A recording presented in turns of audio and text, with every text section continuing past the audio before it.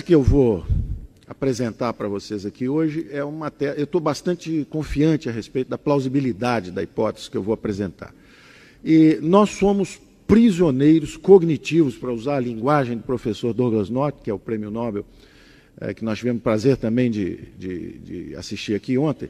Nós somos prisioneiros cognitivos, nós estamos prisioneiros do nosso próprio espaço mental, dessa própria construção que criamos no Brasil, e cuja tradução principal, eu, como eleitor, não tenho um candidato em quem votar 2, 3, 4 eleições. Porque eu posso escolher entre o social reformista Ciro Gomes, entre o social populista Antony Garotinho, entre o social sindicalista Lula, o social democrata programático Serra ou Fernando Henrique, e assim por diante. Então, o Brasil é prisioneiro da armadilha cognitiva social-democrata. Baixo crescimento, desempenho econômico medíocre, e eu vou traçar aqui uma história curta de como nós produzimos essa prisão, de por que o Brasil, que foi um país que no século passado, nos primeiros 70, 75 anos, foi a economia que mais cresceu no mundo, 7,3%, 7,4%, por 70 e poucos anos ininterruptos, à frente, inclusive, do Japão, porque o Brasil foi atingido em pleno ar, fulminado, quebraram a dinâmica de crescimento do país, e nós estamos prisioneiros dessa armadilha de baixo crescimento. Essa história é relativamente curta e relativamente simples. Ela começa no crepúsculo do governo militar, onde você tem uma centralização, governo federal, os braços armados da intervenção estatal são as empresas estatais, Telebrás, Eletrobras, Portobras, Siderbras, Nuclebras, etc.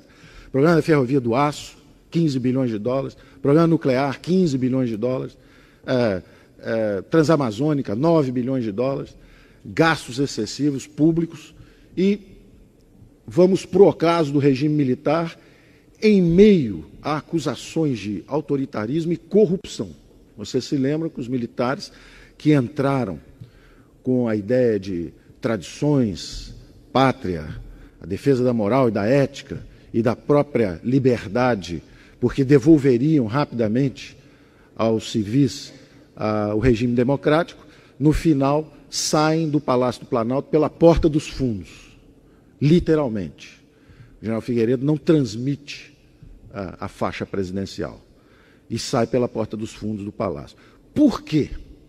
A direita sai desmoralizada e a esquerda é atraente, porque a esquerda...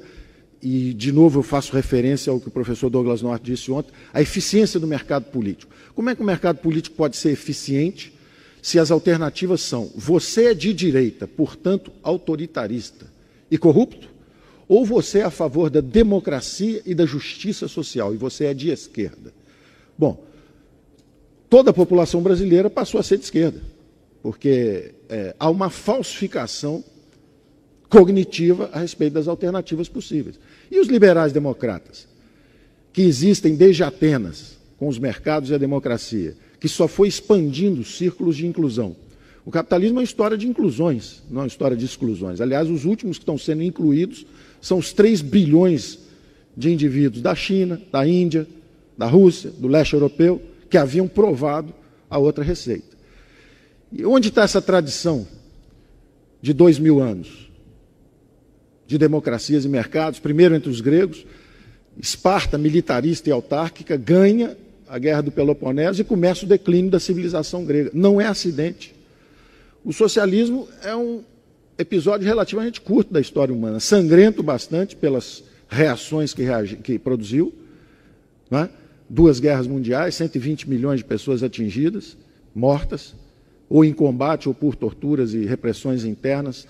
A sociedade aberta quase faleceu no século passado, foi asfixiada pelos 2 extremos, pelo socialismo, pelo comunismo de um lado, nas sociedades fechadas, e pela reação nacional socialista, que era o nazismo, de um lado, também extremo. E onde estão os liberais democratas, que eram a favor de democracia e economia de mercado, os amigos da liberdade, sempre ameaçados pelos 2 extremos. E não são conservadores. Conservador é quem quer conservar. Os liberais nunca quiseram conservar. Assistimos ontem também a conversa sobre a grande sociedade de livre acesso, né? Que é o que a democracia e os mercados têm feito. E o socialismo, então, é absorvido pela grande sociedade aberta simplesmente como uma síntese de solidariedade. É a única coisa que restou do socialismo aproveitável. Né? Ele entra no lugar da religião, que ele sempre detestou, ele entra no lugar da solidariedade, do instinto de solidariedade, que realmente, numa organização global, há inseguranças no coração do homem, o indivíduo se sente desprotegido e precisa da tal rede de proteção social. E fica, então, aquela falsa promessa de que com o socialismo você pode entregar aquilo.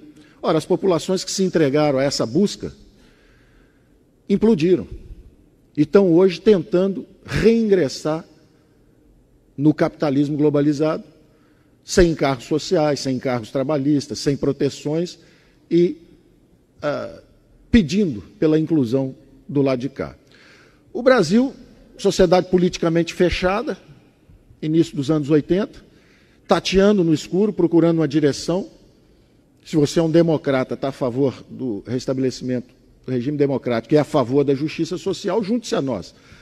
E começa uma competição infernal de um mercado político ineficiente, porque ele é prisioneiro de uma mentalidade equivocada, obsoleta e passada. E aí nós temos um fascinante desfilar de tragédias, nas 3 dimensões do nosso grande equívoco, que é essa armadilha social-democrata. Quais são as 3 dimensões? A primeira dimensão são as disfunções financeiras. Então, vamos examinar orçamentos, a história dos orçamentos aí nesses últimos 20 anos, as 2 décadas de democracia. A primeira grande onda intervencionista vem com os militares, que levam os gastos públicos para 22%, 23%, 24% do PIB. E, como vimos, investindo em capital físico, instalações industriais, máquinas e equipamentos. O capital humano jogado para o lado. Educação, saúde, habitação, segurança, justiça, esse troço para o lado. E o que a gente tem realmente são grandes empresas estatais e grandes projetos federais. Na hora que você abre politicamente, a pressão social é colossal pelo resgate da dívida social, né? As desigualdades de oportunidades. De um lado, políticos inebriados, em busca do poder finalmente atingido com a abertura política. De outro lado, jovens economistas inexperientes, incultos e em busca da fama e do sucesso fácil. Oferecem soluções rápidas, sem reforma do Estado, sem explicitar esse conflito de reforma do Estado que seria necessário e que nós não fizemos até hoje. Vende-se uma receita fácil. É só congelar preços, usar uma âncora cambial, fazer uma tablita de conversão, está feito o plano cruzado. É uma falsificação da realidade. É como viabilizar a classe política gastar mais, oferecendo uma solução inorgânica, disfuncional, falsa. Aquilo dura 1, 2, 3 anos de glória, implode, explode, o Brasil vai para uma moratória externa, caça bois no pasto, persegue empresários e começa a nossa tragédia financeira. Saímos daquilo ali, vamos para outra disfunção. Aprendemos que não podemos usar política monetária irresponsavelmente, nem dar o calote externo. Então agora vamos usar a política monetária.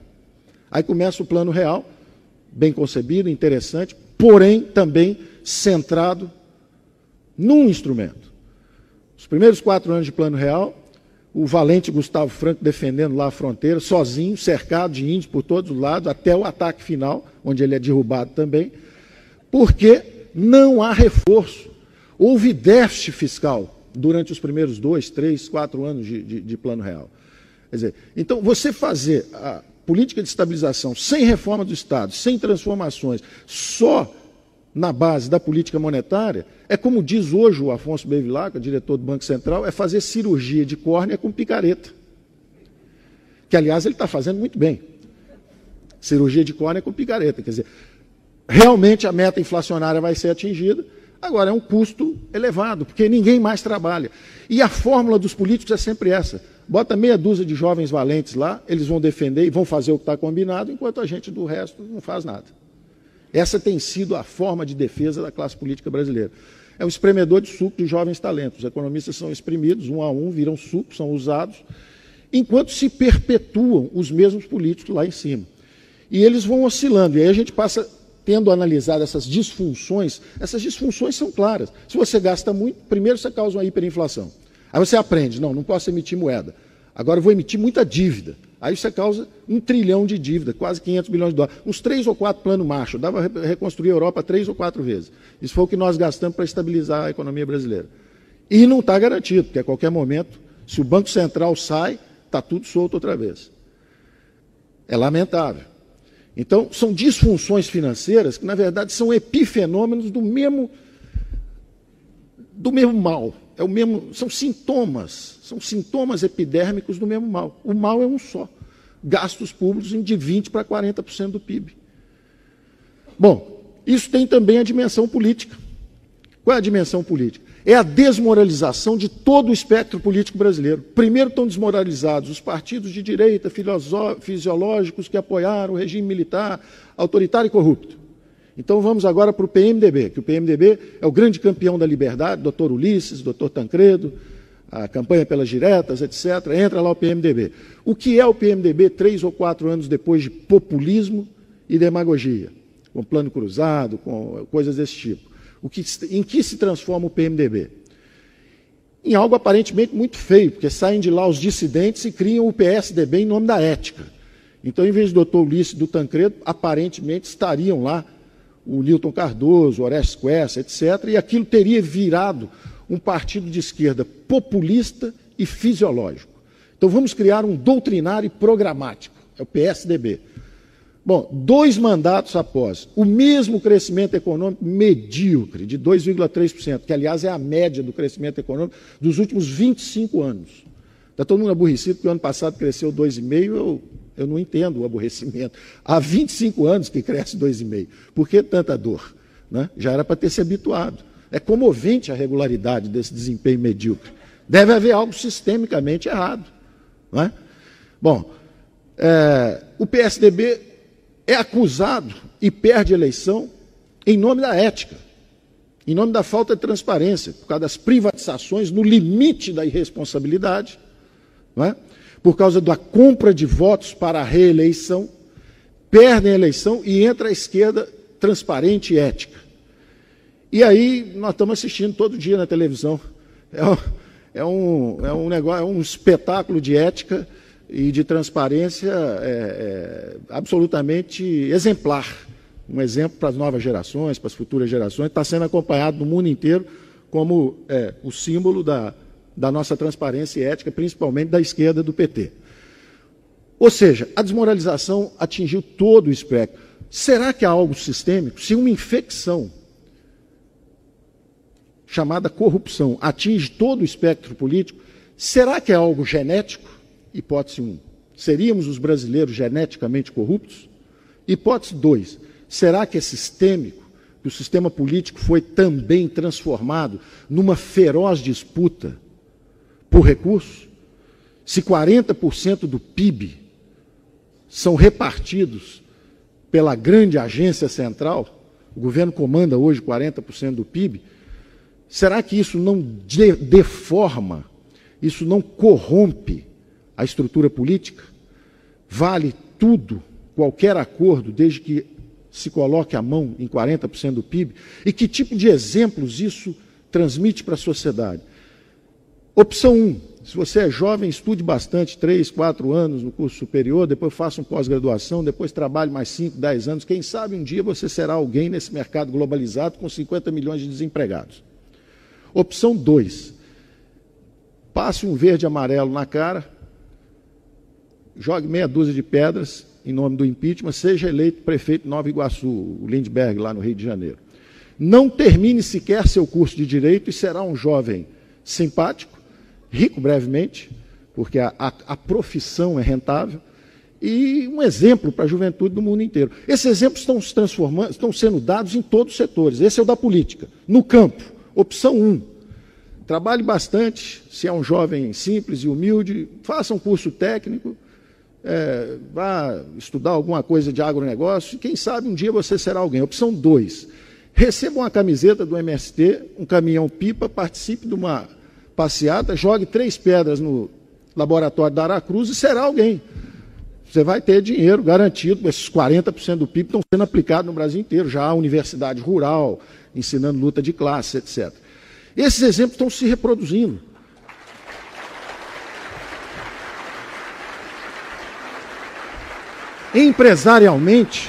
Empresarialmente é a mesma coisa. Opção 1, lute competitivamente no seu mercado e compita com 80 milhões de brasileiros por uma fatia. Opção 2, vá a Brasília, consiga um contrato de fornecimento de material para o Exército, um contrato de fornecimento. Inclusive, se você for estagiário do INSS, você pode, em 3 semanas, conseguir um golpe de 3 milhões de reais. Se você já tiver mais tempo de prática, 10 anos, 15 anos, você pode fazer como a Georgina, são 100 milhões.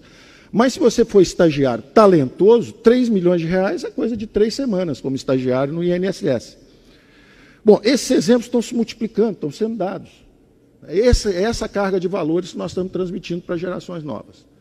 E, finalmente, a terceira dimensão dessa tragédia brasileira. A primeira era justamente as disfunções financeiras, não é? A última delas são os juros astronômicos, o câmbio baixo, são disfunções financeiras. A segunda é essa disfunção política. E a terceira, finalmente, é a estagnação econômica. É o Brasil parado. O Brasil parado, esperando reformas, e que vir aqui pedir votos dizendo que vai modernizar o sistema de previdência. E quem é o social-democrata que tem coragem de dizer que quer mudar as relações de trabalho? A legislação trabalhista obsoleta, anárquica, injusta e impeditiva da criação de empregos. Porque a população economicamente ativa brasileira, 80 milhões de brasileiros, 50 milhões não têm carteira de trabalho assinada. Estão fora do mercado, estão excluídos. Perderam os empregos para os chineses. Não é? E o câmbio é o sinal que está chegando. O que a China, o que a Índia estão mandando de sinal para nós através desse sistema de mercados internacional e globalizado, é a seguinte informação: vocês têm um pouco de minério, sente em cima disso, e geladeira, sapato, isso deixa que a gente faça para vocês. Então nós podemos assistir uma desindustrialização do Brasil em nome de mercado. Nós não temos economia de mercado, nós não temos neoliberalismo, nós temos socialistas com cartão de crédito. É isso que nós temos tido no Brasil por 20 anos.